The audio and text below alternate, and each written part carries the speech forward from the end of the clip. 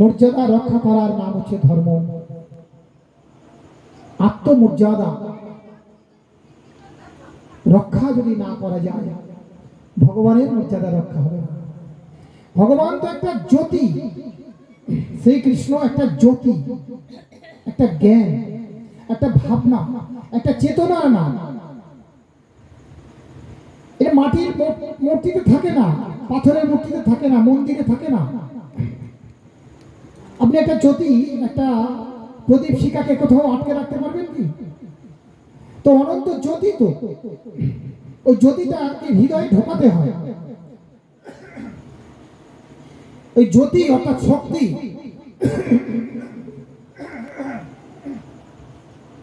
জ্যোতিটা আপনারা যতটা হৃদয়ে ঢোকাবেন, আপনাদের ওই জ্যোতিটা হৃদয় থেকে মস্তিষ্কে প্রবাহিত হবে। আমরা যখন স্বপ্নেতে দেখব অনন্ত জ্যোতি তোমার মস্তিষ্কের মধ্যে থেকে আলো বিচ্ছুরিত হচ্ছে, তখন দেখবে তোমার মধ্যে থেকে পবিত্র ভাবনা, পবিত্র চিন্তা, পবিত্র কর্ম আপনা থেকে মনে থেকে চলে আসছে। আমি বারে বারে বলি যে ধার্মিকের লক্ষণ কি, এই যেটা বলছিলাম, শেষ করছিলাম তখন, যে ধার্মিক শুধু একটা পোশাক নয়, গেরুয়া বস্ত্র নয়, একটা আচরণ, একটা ক্যারেক্টার, একটা চরিত্র, একটা গুণের সমাবেশ। যে ভক্তের মধ্যে দেখতে পাওয়া যাবে একটা দৃঢ় চিন্তা মানুষ, যে সমাজকে নির্ভীকভাবে দান করতে চায়, সেই হচ্ছে ধার্মিক। যে কম করতে চায় সে কম ধার্মিক, যে বেশি করতে চায় যে বেশি ধার্মিক, যে করতে চায় না সে পাপী। যে শুধু নিজের ব্যক্তিগত স্বার্থ সিদ্ধির জন্য হরিনাম দেয়, নিজের ব্যক্তিগত স্বার্থ সিদ্ধির জন্য পূজা করে, নিজের ব্যক্তিগত স্বার্থ সিদ্ধির জন্য গেরুয়া পরে, নিজের ব্যক্তিগত স্বার্থ সিদ্ধির জন্য বাবাজি সাজে, নিজের মুক্তির জন্য শুধু, সে ধার্মিক নয়, সে স্বার্থপর, স্বার্থান্বেষী, কপট। আর যারা সমাজের কল্যাণের জন্য বাবাজি হয়, সমাজের কল্যাণের জন্য ধার্মিক হয়, সমাজের কল্যাণের জন্য যারা প্রাণ কাঁদে, তারা ধার্মিক। 50 কেজি বাতাসা নিয়ে ছড়াচ্ছে, দেখো কত বড় ভক্ত। দেখানোটা ভক্ত নয়। দেখাও, এমন কিছু কর্ম দেখাও, তোমার ওই কর্মের জন্য সমাজ আনন্দিত, তোমার ওই কর্মের জন্য সমাজ মর্যাদা বোধ করবে। বাবাজি বলছিল না যে আমাদের এলাকায় যদি এমন কোন মানুষের আবির্ভাব ঘটে যে সমাজকে ভালো কাজ করছে, সমাজে খুব মূল্যবান মানুষ হয়েছে, জ্ঞানে, শিক্ষা, দীক্ষা সমস্ত দিক দিয়ে যদি উৎকৃষ্ট হয়, তো আমাদের তো ভালো লাগবে, তাই না? যদি জেলেরহাট গ্রামে, আমি আবার এটা বারে বারে সব জায়গায় বলি, এই গ্রামে যদি কোনো একজন IPS অফিসার হয়, আমাদের ভালো লাগবে না? আর তার যদি কৃষ্ণ পদে মতি থাকে, তাহলে তো আরো ভালো, উত্তম, তাই না? কেউ যদি একজন মন্ত্রীর সচিব হয়, এলাকার কোন মানুষ, আর সে যদি কৃষ্ণ ভক্ত হয়, বলুন আমাদের কত ভালো লাগবে। আমরা কলকাতায় বিভিন্ন জায়গায় যাব, আমরা বলবো যে জানো ওই ব্যক্তি আমাদের বাড়ির পাশের লোক, আমাদের গ্রামের লোক, তাই না? এই শিক্ষা, এই ভাবনা যদি না আমাদের মধ্যে থাকে, তাহলে সে সমাজ অধঃপতনে যাবে। এই সমাজ কেন আজকের অধঃপতনে যাচ্ছে আমরা একবারও ভাববো না? এত হরিবাসর হচ্ছে, এত পূজা হচ্ছে, এত অর্চনা হচ্ছে, এত যজ্ঞ হচ্ছে, কেন আজকে সনাতন ধর্মের মর্যাদা এত নিচে গেছে, নিচে নিম্নগামী হয়েছে? আরো দিনের পর দিন দেখবেন আমরা যত এই হাসি ঠাট্টা করব, খেলা করব, আর এই তামসিক হরিনাম দেব, তামসিক পূজা অর্চনা করব, দিনের পর দিন লজ্জায় আপনারা মুখ দেখাতে পারবেন না, গর্ব করে বলতে পারবেন না আমি হিন্দু, আমি সনাতনী। আত্মমর্যাদা রক্ষারই নাম ধর্ম। সেই আত্মমর্যাদা আমরা ভুলে গেছি, সমাজের মর্যাদা ভুলে গেছি, দেশের মর্যাদার কথা ভুলে গেছি, কিভাবে আমার গ্রামের মর্যাদা রক্ষা হয় সে কথা ভুলে গেছি। শুধুমাত্র ব্যক্তিগত স্বার্থের জন্য আমরা মন্দির করছি, ব্যক্তিগত স্বার্থের জন্য আমরা বাবাজি সাজছি। এই দুরবস্থা থেকে আমাদেরকে বেরিয়ে আসতে হবে। যারা যারা যেখানে যেখানে শুনছেন আছেন, যারা বসে, আমি সবার কাছে করজোড়ে অনুরোধ করছি, নিষ্ঠা করতে গেলে আমাদের অক্লান্ত পরিশ্রম করতে হয়। বুকেতে হাত চেপে রেখে দিয়ে ওই মজাদার আনন্দটাকে বন্ধ করে নিষ্ঠা সহকারে জ্ঞান অর্জন করতে হয়, নিষ্ঠা সহকারে সমাজের জন্য কাজ করতে হয়, তাহলে সে ধার্মিক হয়। আমাদের নাচতে সবারই ভালো লাগে, গানে গানে তাল মিলিয়ে নাচতে ভালো লাগে, কিন্তু কর্ম করতে ভালো লাগে না, পরিশ্রম লাগে, কষ্ট লাগে, দ্বিধা হয়। এই দ্বিধাটাকে ওভারকাম করতে হবে, এই বিদ্বেষটাকে ওভারকাম করতে হবে। মানুষের কল্যাণের জন্য ভগবানের কাছে কাঁদতে হবে, চাইতে হবে যে কোনো এক অসহায় ব্যক্তি বই পড়তে পারছে না, তাকে বই কিনে দেওয়া, যাতে কোনো এক ব্যক্তি খেতে পাচ্ছে না তাকে খেতে দেওয়া, ঘর পাততে পারছে না তাকে ঘর বেঁধে দেওয়া, কোনো এক বিচার পাচ্ছে না তাকে বিচার পাইয়ে দেওয়া। এই কর্মটা হচ্ছে করতে গেলে অত্যন্ত কষ্ট হয়। এই কষ্টকর কাজের নামই হচ্ছে ধর্ম। ধর্ম অত সহজে হয় না, তাহলে সবাই ধার্মিক হয়ে যেত, নিরামিষ খেত আর রাধে রাধে করে ঘুরে বেড়াতো, সবাই ধার্মিক হয়ে যেত ভগবান, তাহলে সনাতন ধর্মের এই দুরবস্থাটা আসতো না। যদি আমরা মানুষকে যদি ভগবান মনে করতাম, তার কল্যাণের জন্য চিন্তা করতাম, তাহলে আমরা সবাই ধার্মিক হতাম, আমাদের সনাতন ধর্ম মর্যাদার আসরে বসত।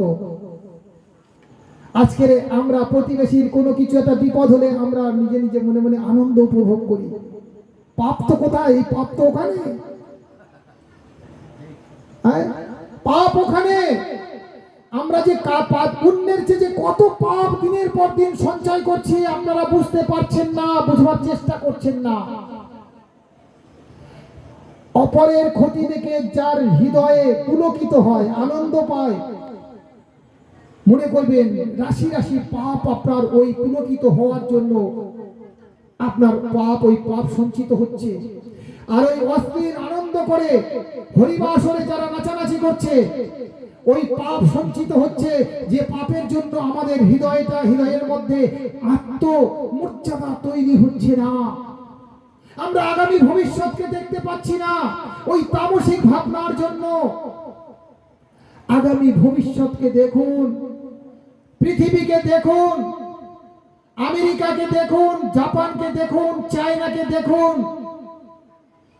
বিল গেটস কি বলছে, যে বিশ্বের সবচেয়ে বড় ধনী, কয়েক হাজার হাজার কোটি বিলিয়ন ডলার যার কাছে রয়েছে, সে বলছে আমার সন্তান যতদিন না হবে, মানে সাবাল্যক হবে, ততদিন তার হাতে আমি মোবাইল দেব না। অথচ যে মোবাইলের জনক, সে বলছে আমি আমার সন্তানের কাছে মোবাইল দেব না যতদিন না সে সাবাল্যক হবে। আর আপনার বাড়ির 12 বছর 14 বছরের ছেলের হাতে মোবাইল তুলে দিচ্ছেন, আপনারা কখনো সেটা লক্ষ্য করছেন? সেই বিল গেটস বলছে আমি সমাজের মানুষের মঙ্গলের জন্য আমার সমস্ত অর্থ দান করে যাব, আর ছেলের জন্য রেখে যাব একটা চেতনা, একটা জ্ঞান, একটা ভাবনা। সেই চেতনার দ্বারা সে আবার ব্যবসা করবে, আবার কোটি কোটি কোটি ডলার ইনকাম করবে, কিন্তু আমি সমাজের পৃথিবীর মানুষের জন্য, উপকারের জন্য আমি কাজ করে যাব। আর আমরা 2 পয়সার মালিক, ঘর বাঁধার জায়গা নেই, আমাদের কোনো সেই মূল্যবোধ, সামান্য মূল্যবোধটুকু আমাদের নেই।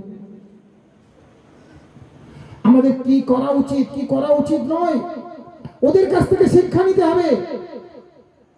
তারা কৃষ্ণ ভক্ত, আমি মনে করি ও একজন ভালো বড় কৃষ্ণ ভক্ত, যে মানুষের কল্যাণের জন্য ভেবেছে। কোটি কোটি ডলার বলছে, প্রতিদিন যদি 1 কোটি টাকা খরচ করে, তবু তার খরচ করতে লাগবে, তার টাকা লাগবে খরচ করতে 20,000 বছর লাগবে তার খরচ করতে টাকা। তাহলে কত টাকা সে জমিয়েছে। সেই মালিক বলছে আমি সমাজের মঙ্গলের জন্য যা যা করার সেটাই করব। তাহলে আমাদের সমাজের মানুষদের এই শিক্ষা দিতে পারছি না যে আমার সমাজের, আমার টাকা, সমস্ত টাকাটা আমার সন্তানের জন্য নয়, ওই কীর্তনিয়াদের যেটা বলছিলাম, ওই কীর্তনিয়াদের এটা উচিত নয় যে এই টাকাটা আমার সন্তানদের জন্য নয়, এই টাকাটা সনাতন সমাজের জন্য টাকা। আমার যতটুকু প্রয়োজন সেটুকু নিয়ে আমি সনাতন সমাজের জন্য দান করাই হচ্ছে আমি ধার্মিক। তাহলে ওরা ধার্মিক না অধার্মিক? এই অধার্মিকদের মুখে থেকে হরি কথা শোনা পাপ। আমি আবার বলছি, আমি সনাতনী আশ্রমের সম্পাদক, কলকাতা সনাতনী আশ্রমের সম্পাদক, আমি আবার বলছি, এই অধার্মিকদের মুখে হরি কথা শোনা পাপ পাপ পাপ। যারা সমাজের জন্য ত্যাগ করে না, তারা তাদের কৃষ্ণ অধিকার, কৃষ্ণ কথা, তাদের মুখ থেকে কৃষ্ণ শোনা, কৃষ্ণ কথা শোনা পাপ। আমাদের সচেতন হবে থাকতে হবে, সচেতন ভাবে চলতে হবে, মানুষকে ভালোবাসতে হবে। মানুষের সমাজে প্রত্যেকটি মানুষ আমার ভগবান। এই শিক্ষা যতদিন না আপনাদের মধ্যে আসবে ততদিন সনাতন ধর্ম অধপতন হবে, পতিত হবে, মর্যাদার জায়গায় চলে যাবে। আমি সবার কাছে তাই শেষে অনুরোধ করে যাই, আপনারা সবাই সনাতন ধর্মকে মর্যাদার আসনে বসানোর জন্য আপনার নিষ্ঠা, আপনার ত্যাগ, আপনার জ্ঞান বিসর্জন দিন, ত্যাগ করুন সমাজের কল্যাণের জন্য। একটি সন্তান যদি ভুল করে তাকে বকুন, মারুন, তাতে যদি বিপরীত ক্রিয়া আসে সহ্য করার ক্ষমতা রাখুন, সহ্য করুন, আপনিই হবেন ধার্মিক। ভগবান শ্রীকৃষ্ণ হচ্ছে ভারত আত্মা। তিনি ভারতের জন্য, ভারতবর্ষকে মানে সমস্ত জায়গায় সনাতন ধর্ম রক্ষার জন্য, সত্যকে রক্ষার জন্য বিচরণ করেছে। তার নির্দেশে রাজস্বীয় যজ্ঞ হয়েছিল, তার নির্দেশে ধর্মযজ্ঞ হয়েছিল। ভগবান শ্রীকৃষ্ণ ভারতবর্ষকে ভ্রমণ করেছিলেন বারে বারে বারে বারে। যেখানে অপরাধ হয়েছে সেখানে তিনি রুখে দাঁড়িয়েছেন, তারই নাম শ্রীকৃষ্ণ। আমরা সেই শ্রীকৃষ্ণকে ভুলে গিয়েছি, সেই শঙ্খ চক্র গদা পদ্মধারী সেই শ্রীকৃষ্ণকে, যিনি অনন্ত কোটি বিশ্ব ব্রহ্মাণ্ডের মালিক, অনন্ত শক্তি, অনন্ত জ্যোতি সম্পন্ন শ্রীকৃষ্ণ। তার সেই শ্রীকৃষ্ণের, তার সেই রূপ, তার সেই গুণকে আমরা ভুলে গেছি। আমরা তামসিক আনন্দে মত্ত হয়ে আমরা আমাদের কষ্টে উপার্জিত অর্থগুলোকে নষ্ট করছি মাত্র। নমস্কার, জয় জয় শ্রী